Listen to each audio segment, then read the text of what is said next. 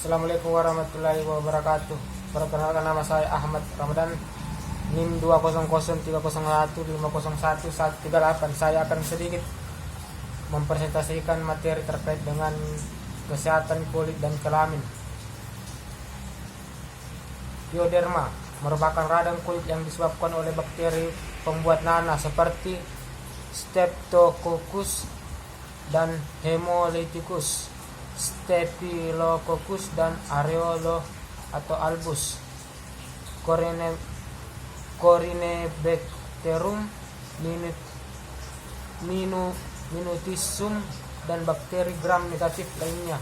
Pada umumnya sebanyak 60% individu normal ditemukan. Aeres yang tumbuh intermiten pada kulit dan mukosa. Pada umumnya bakteri ini akan bertumbuh pada kulit yang lembab seperti area inguinal, aksila dan parietal. Begitupun pada mukosa nasal, faring dan rektal. Faktor predisposisi yang dapat menyebabkan bertumbuhnya bakteri tersebut termasuk dermatisasi atopi, diabetes mellitus, kelainan ginjal pada pasien hemodialisa, pengguna obat intravena, disfungsi linear, dan penyakit genetik atau berhubungan dengan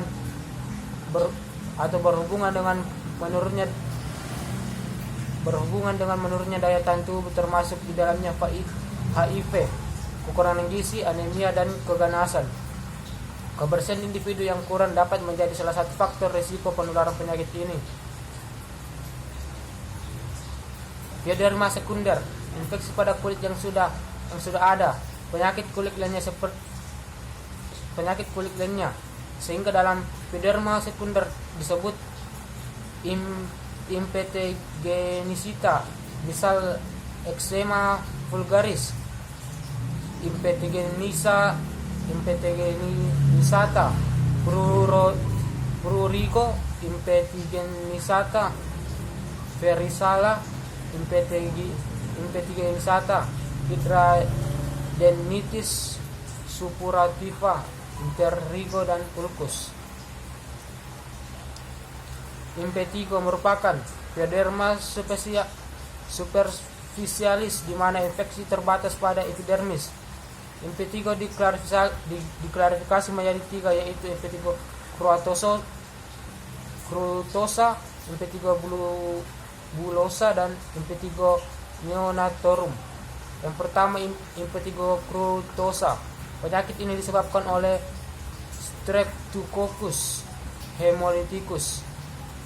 Prediksi dari penyakit ini pada daerah wajah, area sekitar hidung dan mulut, di mana hal ini dikarenakan daerah tersebut merupakan sumber infeksi.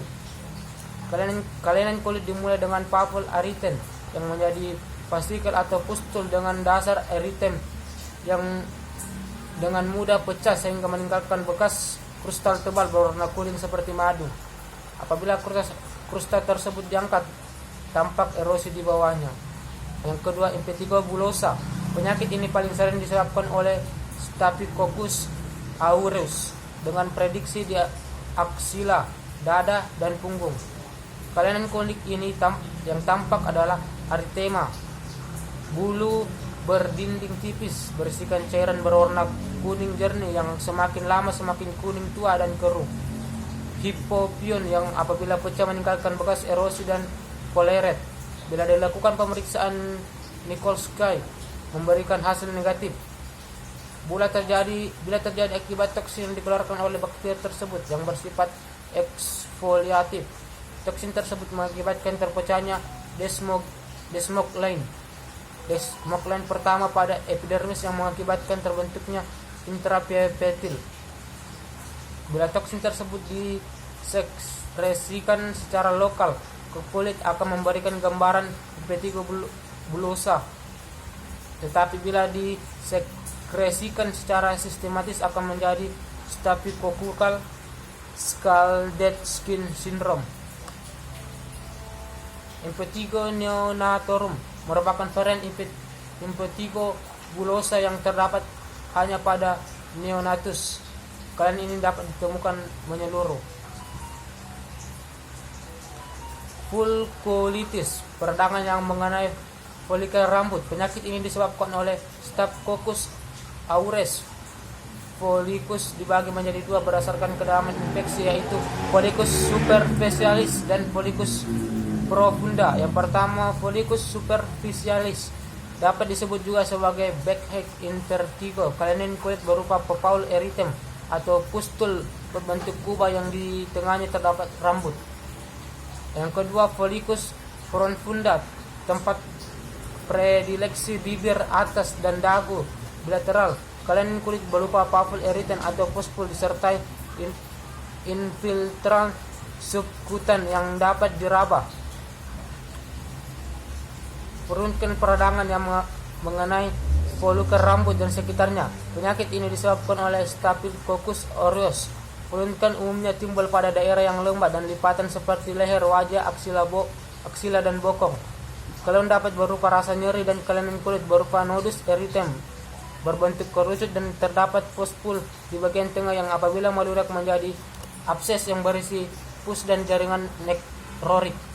Beberapa faktor dapat menjadi pencetus terjadinya furunkel seperti obesitas, gangguan fungsi neutrofil, imunosupresan akibat glukokortikoid sistematik, kemoterapi dan defisiensi imunoglobulin. Furunkel yang lebih dari satu disebut sebagai furunculis. Bila terkumpul menjadi satu disebut karbunkel. Karbunkel biasanya lebih luas dari dalam. Pasien pada umumnya dapat merasa nyeri dan mengeluh demam.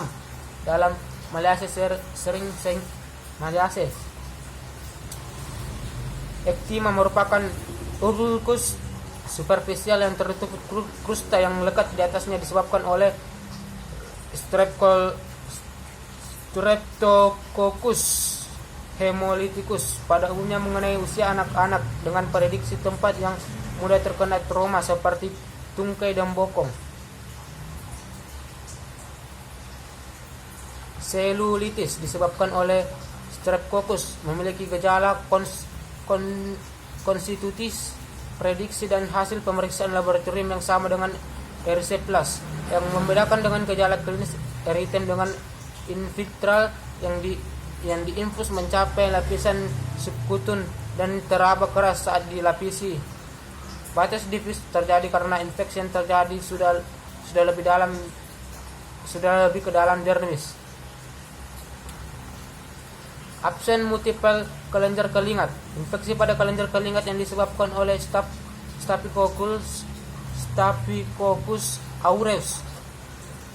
Kelainan kulit yang tampak berupa nodus erythematosa multiple yang tidak nyeri, berbentuk kubah yang dapat dipecah. Predileksi pada tempat yang banyak keringat, umumnya ditemukan pada anak-anak. Faktor predisposisi berupa daya tahan yang menurun dan banyak berkeringat. Hidradenitis, infeksi kelenjar apokrin yang disebabkan oleh Staphylococcus aureus, umumnya mengenai anak dengan usia akil balik hingga dewasa. Sering didahului oleh trauma, mikrotrauma seperti pemakaian deodoran atau mencukur rambut aksila. Gejala penyakit dapat disertai demam dan melese. Kelainan kulit yang tampak berupa nodus yang disertai kelima tanda radang akut. Pemeriksaan menunjang pengambilan sediaan dapat diambil dari pus atau eksudat. Dari hasil sedia akan tampak bakteri gram positif tersusun seperti rantai atau bergerombol.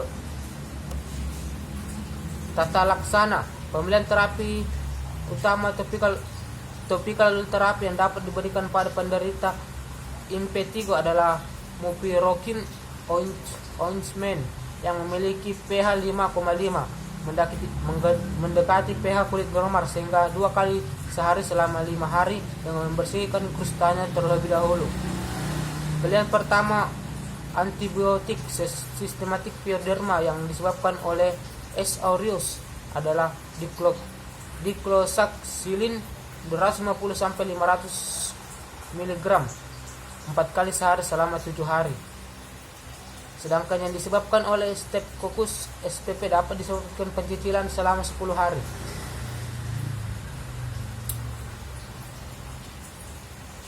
Dermatomycosis.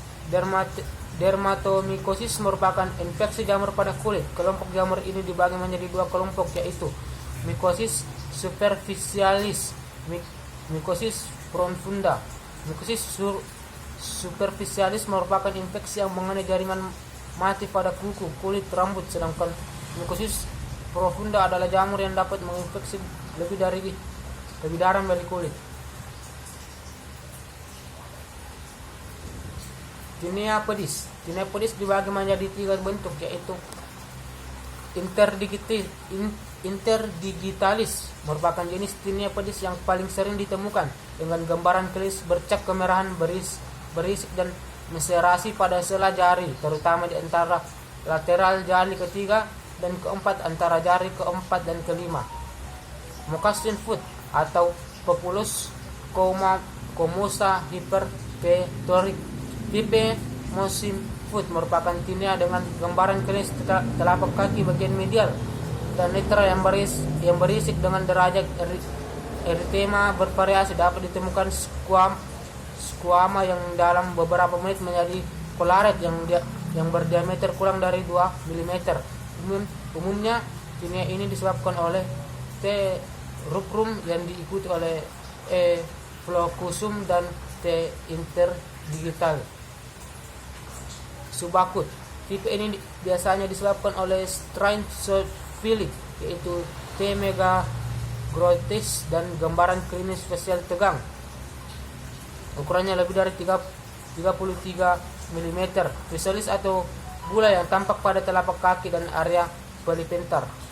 Tinea minum memiliki bentuk yang sama dengan tinea pedis. Jika lesi didapat pada punggung tangan, biasanya akan memberikan gambaran tepi aktif seperti gambaran pada tinea corporis. Tinea capitis. Tinea capitis dibagi menjadi tiga bentuk, yaitu gray patch. Paling sering disebabkan oleh M. audoni dan M. preogun. Gejala klinis berupa papul melembar disertai bercak berisik, rambut berwarna abu-abu, serta mengkilat dan mudah patah. Pada pemeriksaan lampu wood menghasilkan pendarahan kuning dan kehijauan. Black dot sering disebabkan oleh T. tonsurans, T. violacum dan black hot. Black dot memiliki gejala klinis tampak bintik hitam di kepala akibat rambut yang patah tepat di muara. 3. Keriom sering disebabkan oleh M. canis, M. geosium dan T. mentagropitis. Kerion memiliki gejala klinis seperti gatal, nyeri, dapat disertai dengan demam. Dari pemeriksaan fisik ditempatkan pembengkakan seperti sarang lebah, postular folliculitis, kemerahan, dan dapat meninggalkan bekas jaringan perut dan alopecia. Pavus sering disebut dengan Tesolini. Pavus memiliki gambaran makhluk mangkuk merah kekuningan yang berkembang menjadi kuning kecoklatan, di mana saat krusta diangkat dasarnya cekung dan mengeluarkan bau seperti tikus. Tinea uguinum. Tinea uguinum dibagi menjadi tiga tipe, yaitu subgual distal merupakan onychomosis yang paling sering terjadi. Yang kedua, white superficial, invasi langsung dari bagian dorsal lempeng kuku yang gambaran klinis bercak putih sehingga kuning kusam disertai bercak pada permukaan kuku jari. Subgual proximal merupakan infeksi dari T.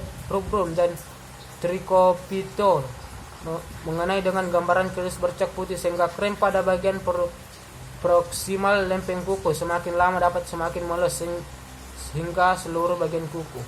Pemeriksaan untuk menegakkan diagnosis jamur selain melewati amnesis dan pemeriksaan fisik dapat juga dilakukan beberapa pemeriksaan menunjang sebagai berikut. Yang pertama, kerokan. Pemeriksaan ini dapat menemukan spesifikasi atau karakteristik dari jamur yang kita duga sebagai penyebab keluhan. Tetapi pemeriksaan ini tetap digunakan sebagai diagnosis dengan tujuan terapi karena cepat dan murah. Yang kedua, kultur jamur. Kultur jamur menggunakan media Soboraud dextro agar. Untuk menumbuhkan koloni dibutuhkan waktu 5-7 hari. untuk menyembuhkannya.